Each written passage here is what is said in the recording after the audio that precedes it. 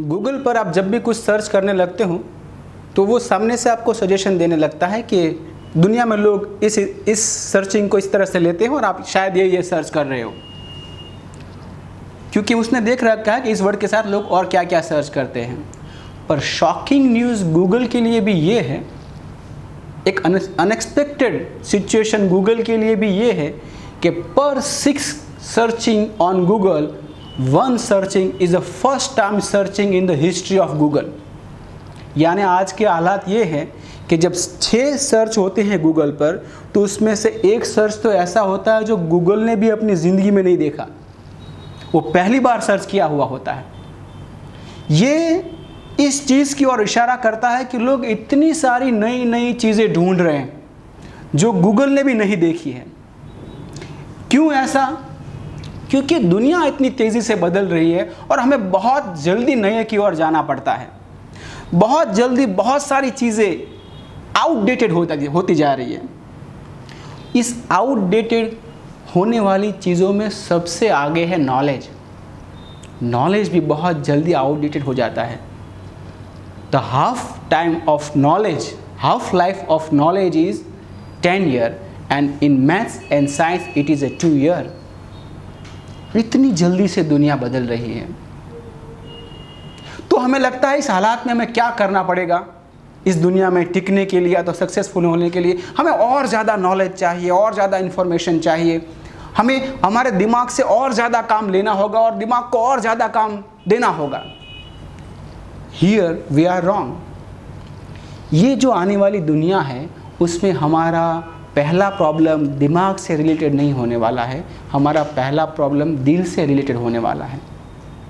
क्योंकि जब हमें बदलना होता है तो दिमाग तो तुरंत समझ लेता है कि ये बदलाव की ज़रूरत है, जो नहीं समझता वो होता है दिल। हमारे इमोशन तुरंत रेडी नहीं होते दूसरे स्टेज के लिए। इमोशन तुरंत रेडी नहीं होते कुछ छोड़ने के लिए भी, और इमोशन तुरंत रेडी नहीं होते कुछ पाने के लिए भी। तो हमारा बिगेस्ट प्रॉब्लम होगा not intellect but the emotions. क्योंकि जब बदलना पड़ता है तब इमोशन हमारे आड़े ज़्यादा आता है। इसीलिए शायद ये है कि कहते हैं कि खुद को बदलना दुनिया में सबसे ज़्यादा मुश्किल चीज़ है। एंड ये भी कहते हैं कि he can change the world who can change himself. ऐसा क्यों है? क्योंकि बदलना, खुद में परिवर्तन लाना मृत्यु का अनुभव है। क्योंकि जब आप बदलते हो तो अपने भीतर का कुछ हिस्सा आपको छोड़ना पड़ता है, यानी सूक्ष्म तौर पर अपने भीतर का ही कुछ हिस्सा आपको जाने देना पड़ता है, और वो सूक्ष्म तौर पर मृत्यु का ही अनुभव है। तो इस बदलाव में हमारे इमोशनल स्टेजेस को हमें समझने पड़ेंगे। और जैसा मैंने कहा कि बदलाव, परिवर्तन मृत्यु का ही अनुभव है, तो सच में जो लोग मृत्यु के नज़दीक आते हैं वो कौन कौन से अनुभव में पास होते हैं, उसका एक बहुत अच्छा सा रिसर्च मैं आपको बताने वाला हूँ। एलिजाबेथ कुबलर नाम के एक साइंटिस्ट हुए, डॉक्टर थे एक्चुअली। वो उस डिपार्टमेंट में थे जहाँ लोग उस बीमारी में आते हैं जब वो बीमारी ठीक होने का कोई चांसेस ना हो, तो लोग मौत को आमने सामने देखते थे। फिर उन्होंने ये स्टडी किया कि जो लोग मौत को अपने सामने देखते हैं वो इमोशनली कौन से स्टेज में से पसार होते हैं। और उसके बाद ये उन्होंने लिखा था, बुक भी लिखी और रिसर्च भी मेडिकल स्टाफ को, मेडिकल फील्ड को हेल्प करने के लिए लिखा था कि भाई ऐसे पेशेंट के साथ आपको इस तरह से बिहेव करना चाहिए क्योंकि वो इस स्टेज में होते हैं।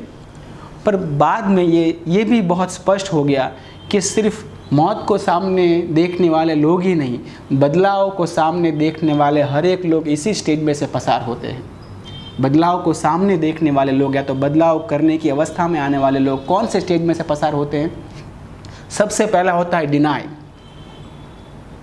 नहीं, ये हो ही नहीं सकता, इसकी ज़रूरत ही नहीं है। हम सभी जब बदलना पड़े तो हमारा पहला दिल कहता है नहीं, चल जाएगा, कुछ ना कुछ मैं जुगाड़ कर लूँगा, इसकी ज़रूरत नहीं है, मैं क्यों बदलूँ। ये स्टेज ख़त्म होता है। उसके बाद है एंगर। अगर फिर भी कंफर्म हो जाता है कि बदलना पड़ेगा तो ये मेरे साथ क्या हो गया, मैंने 10 साल इस चीज़ को सीखी थी, या तो 5 साल इस बिज़नेस में मैंने दिए थे, या तो 2 साल इस रिलेशन में मैंने इन्वॉल्व किए थे। तो फिर होता है एंगर। एंगर भी जब काम नहीं करता तब आता है बार्गेनिंग। थोड़ा तो समझो, मेरा इतना तो कम से कम दिल मानता नहीं है, दिल है कि मानता नहीं।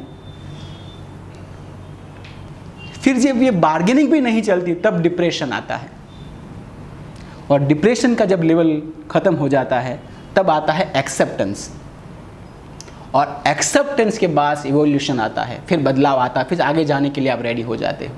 तो ये स्टेजेस एक्चुअली तो मौत के सामने देखने वाले लोगों के संदर्भ में रिसर्च हुआ था, पर जीवन में भी बदलाव की यही स्टेजेस है। आप जितने ही आगे जल्दी स्टेज को पसार कर लेते हो उतना ही बदलाव को जल्दी एक्सेप्ट कर सकते हो और इवॉल्व कर सकते हो। और अगर आप गौर से देखें तो मैच्योरिटी के भी यही स्टेजेस है। अनमैच्योर पीपल वो बदलना नहीं चाहते, वो एक्सपेक्ट करते हैं कि कुछ और बदल जाए, फिर उससे आगे वो एंगर करते हैं। उससे मैच्योर लोग, थोड़ा बार्गेनिंग वाले मैच्योर, थोड़ा समझो, आप भी समझो, उससे आगे मैच्योरिटी का स्टेज है। उससे आगे जो लोग होते हैं वो डिप्रेशन में आ जाते हैं, फिर मैच्योर लोग, फिर एक्सेप्टेंस आता है और फिर इवोल्यूशन। ये मैच्योरिटी के भी स्टेज है। आपको ये देखना है बदलाव के साथ अपने भीतर उठने वाले स्टेजेस को आप कैसे डील करते हो।